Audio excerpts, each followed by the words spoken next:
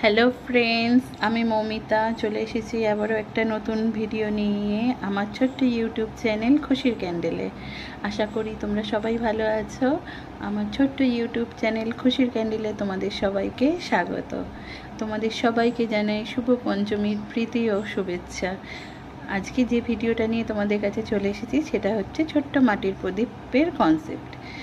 আমরা ছোটোবেলায় দেখেছি মাকে যে এরকম ছোট ছোট মাটির প্রদীপ তৈরি করে তাতে সলতে দিয়ে ভূত চতুর্দশীর দিন 14টা প্রদীপ এইভাবে জ্বালিয়ে আমাদের বাড়ির চারিদিকে জ্বালাতেন।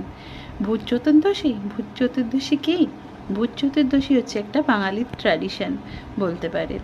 এই দিন মাকে দেখতাম 14 শাক এবং মা 14 প্রদীপ জ্বালাতেন।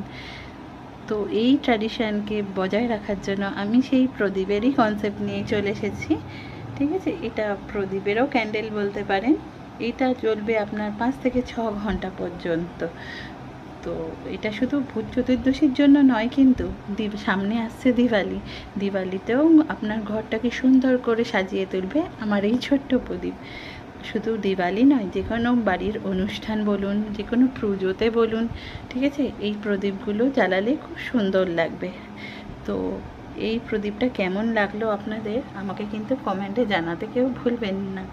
আর আমার চ্যানেলটা যদি আপনাদের ভালো লাগে তাহলে অবশ্যই আমার চ্যানেলটা সাবস্ক্রাইব করে নেবেন।